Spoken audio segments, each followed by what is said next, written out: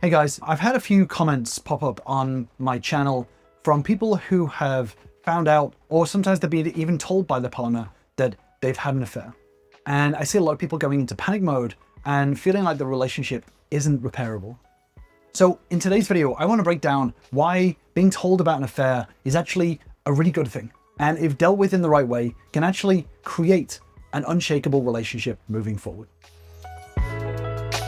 So the first thing that I want to say is that I can understand the shock and the pit of the stomach feeling when an affair has happened, let alone being told by the person that they've had an affair.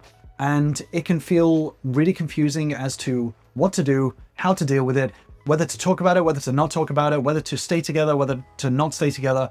There can be a lot of feelings that can crop up.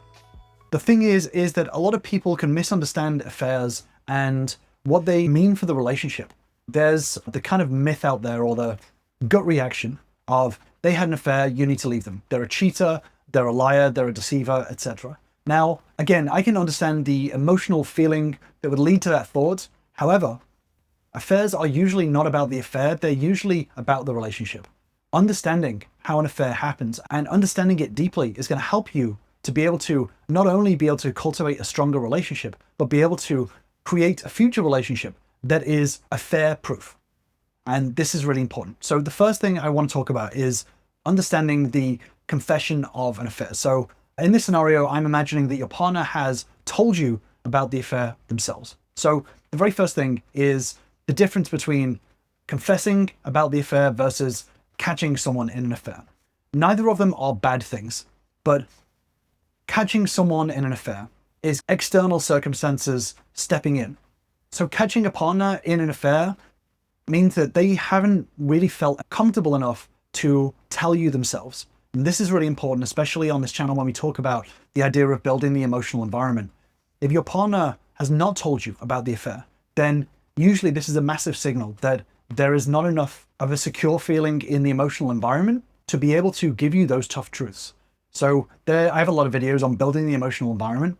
But if you catch your partner in an affair through text message or whatever it is, usually that's a bigger sign that the emotional environment is very weak and really needs to be built.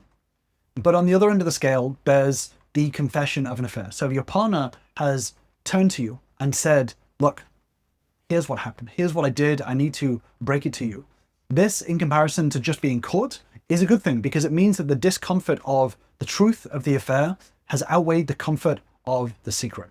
And this is a really strong signal that they are ready to move forward past it in order to be able to cultivate the relationship that may have been lacking up to this point.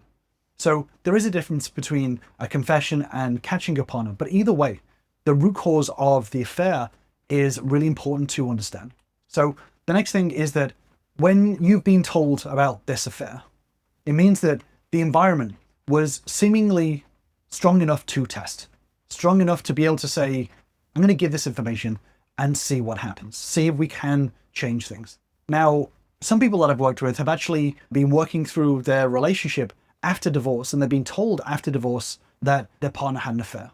This is an even bigger sign that the relationship is ready to repair in a very strong way. Because if you think about it, your partner has nothing to lose. But either way, there's enough here to test the water to think that maybe, just maybe, we're able to start working on the real issues within the relationship and move through them. And this is a really important sign. So even though I can understand that the confession of an affair can feel hurtful in the moment and bring a lot of anxiety feelings and things like that, this can be seen as a really good sign because it can be a sign that your partner has proven that there's a capacity for discomfort to be able to move forward through these difficult situations. And this can be a really good thing.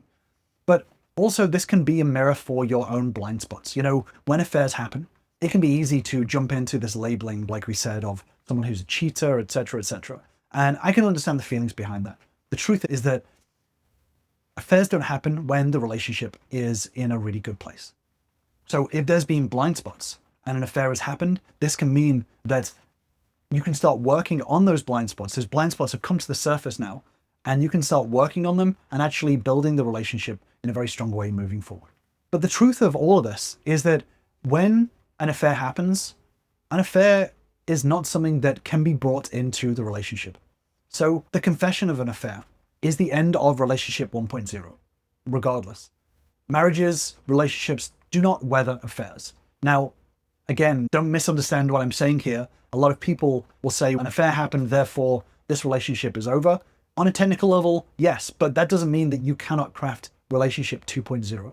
But the end of this version of the relationship is over. The old relationship had to die. If an affair happened, it means that the dynamic was not working, and only now can the dynamic be changed and moved into a direction that works for both of you. So this then becomes the opportunity of, do you decide to try to keep the old dynamic that doesn't work, or do you choose to move forward into relationship 2.0? And relationship 2.0 needs to have changes in order for it to work for both of you. Now, this is a perfect opportunity for you may have heard the phrase tabula rasa, which is a clean slate, wiping the slate clean, getting everything out onto the table, and actually being able to craft relationship 2.0 and leaving relationship 1.0 behind. Once an affair confession has happened, this becomes a crucible of opportunities. So a crucible is a heat-proof container for materials to be bound together. So like I mentioned, a lot of people will see this as a point of disconnect because they're seeing things through their emotions, through their hurt feelings, rather than the beginning of a relationship that is stronger than ever. And this is what a crucible does. A crucible is a container to be able to take two materials and bond them into something stronger than the sum of their parts. So now, finding out about an affair, being confessed to about an affair, can be the beginning of offering what no one else can, a relationship that nobody else is able to offer. And this can be a goldmine of opportunities to show the new you and build relationship 2.0, the new version of the relationship, leaving the old one behind. So this is now the time to actually lean in, and I'll discuss what that means in a minute. But now is the time to be able to lean in to this situation and be able to offer something that 99% of people will not be able to do. Like I said, most people will lead with their ego. They will lead with walking away from a relationship that is not only repairable, but has an opportunity to turn into something really incredible, really strong, and is actually strengthened by an affair long term. Now, before I jump into, what to do and how to handle it, this is what I work on with members. I've worked with many members, not just worked through affairs, but use these affairs to build their relationship even stronger. Being able to leave relationship 1.0 behind and being able to change into relationship 2.0.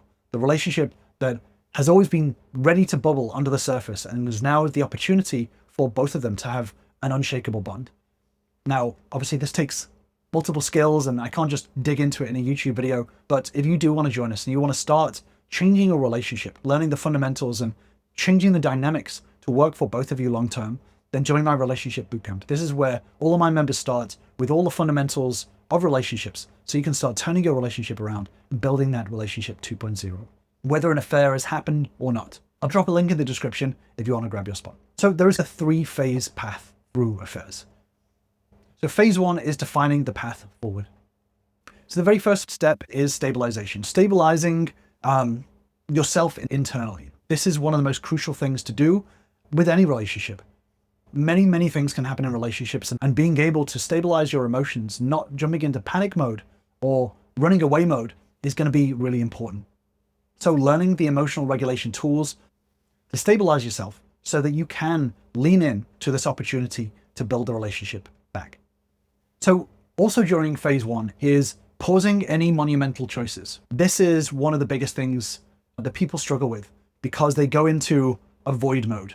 They want to ignore it. They want to walk away from the relationship. They want to throw away a 20-year marriage because they feel like the affair has ruined everything forever. But it's really important after stabilizing to make sure that you're pausing on any big decisions. Once you start to dig in and understand what affairs are, the emotions behind them and how they start, oftentimes people regret making those choices. They regret walking away. They regret leading with their ego and acting on only their emotions. So pause on any big decisions in regards to the relationship. Now is not the time to have a child. Now is not the time to file for divorce. Now is the time to just pause in order to continue to stabilize yourself. But also part of this is making sure that you're containing the talks. So talks about the affair, which we'll talk about in a second, should not be 24/7. It shouldn't be texting, are you with him now? Or are you with her now? Are you seeing him? When do you see him? How often do you do, etc.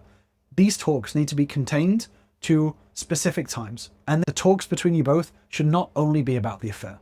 So it's really important to contain the talks, not only on a day-to-day basis, but also contain the talks to relevant times. If it becomes the only thing that is spoken about in the relationship, it is going to cause a lot more damage and a lot more cognitive energy to you and your partner. So that is phase one. The next phase is the leaning in phase. So this is 3 leaning ins. So there's leaning in internally. This is leaning into your own emotions. So, you are a human being, and it is normal to feel hurt, to feel pain, to feel embarrassed, to feel shame, to feel less than when an affair has happened. It's really important to not walk away from those feelings, to not just dismiss them or ignore them, but actually learning to observe them, to be able to understand them, to be able to feel those emotions. This doesn't mean that you have to say everything that you're feeling to your partner, but being able to learn and process all of these feelings is going to be really important, because understanding yourself, it's going to allow you to experience those emotions, but still be able to move forward into the new version of the relationship. So leaning in internally is really important. But then it's also really important to lean into the truth. So once the cat is out of the bag, being able to create the environment for your partner to be able to tell you the truth, no matter what those details are. So cultivating the environment for any information to be able to be processed and understood. So yes, this may be asking questions, but it's really important to be able to learn how to validate. This is, what we talk a lot about on the channel, so I won't dig into it too much. But being able to validate on your partner's feelings towards the affair. So validating on feelings is not accepting the behavior. It's not saying that it's okay. It's not saying that this is something that is now part of the relationship, but being able to lean into the emotions behind it, digging in, and the truth behind your partner's feelings is going to be really important. Being able to understand their perspective may not seem like the normal thing to do, but this is actually very powerful because it allows your partner to be able to open up and connect with you in a very different way. The reason why this is so important is because if you are able to lean in, understand your partner's feelings, what you're doing is implicitly offering something that many, many other people will not be able to offer. Any other future potential partners will not be able to offer this. So being able to lean into the truths, the tough truths, and being able to cultivate a very high standard emotional environment is going to help not only allow your partner to feel closer to you and build that bond back and connection with you, but it also increases attraction towards you as well. So it's really important to be able to lean into the truth. And that's why leaning in internally and being able to stabilize yourself is also really important to build that emotional environment.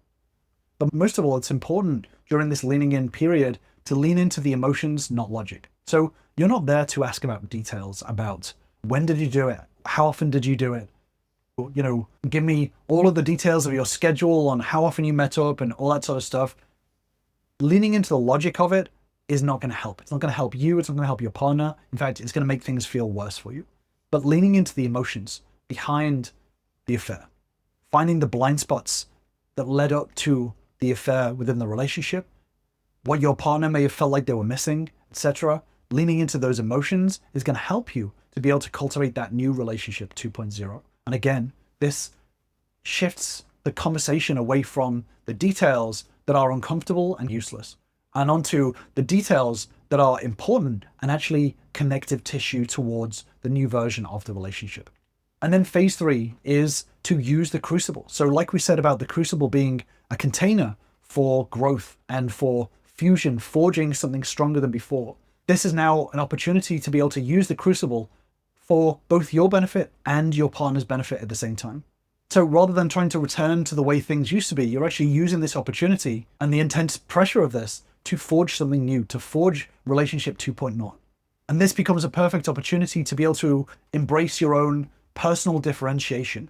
So differentiation is your value as an individual. It allows you to start focusing on building your value up rather than feeling like your value is tied to your partner. And this is really important in relationships, is being able to cultivate that differentiation so that you don't feel like less of a person because your partner had an affair. You don't feel like less of a person because your relationship went through a challenge. You're still a strong individual because you're continuing to grow yourself. What this does in building yourself up, building your own self-worth, is that it actually starts to build an attraction from your partner towards you. But it also has the knock-on effect of leading by example. What this means is that over time, your partner will see you pursuing your growth as an individual. It will have an impact on the relationship, and your partner will start to emulate that as well. And this is really important. This is what helps to cultivate the emotional environment, but also the logical environment as well. And as you start to grow yourself and start to build your emotional resilience and your communication skills, etc., this starts to use the crucible to burn away the illusions. This allows you to cultivate a stronger environment for not just the blind spots of the affair, but the smaller things within the relationship that may have been at the back of your partner's mind. So building an environment where they're able to talk to you even about the small things, any lingering resentments or things that you've done that have upset them or hurt them or scared them. This is a perfect opportunity to start burning away at those illusions and building an environment to be able to speak about them, to be able to move forward from them. Again, this is something that is cultivated through building that strong emotional environment. And now using this opportunity to forge a new reality for both of you. This benefits both of you. If used in the right way, the confession of an affair can benefit both of you. Being able to cultivate that environment, find out what are the tools to build that environment, it gives you both the tools to be able to start building something very different. Now, it may not seem like it, but there are many examples out there of marriages that have not just weathered affairs, but actually used it to become anti-fragile in their relationship. I've spoken about this a lot on the channel. I'll link to a video up above and in the description down below. But being able to turn things into a positive rather than just a neutral or a negative is a skill in itself. Being able to forge a new reality and forge an anti-fragile relationship and being able to lead that charge for the relationship is going to be an extremely powerful move that is going to take your relationship to the next level. So I won't dig into it here. I'll leave you with that deeper dive video and I'll see you over there.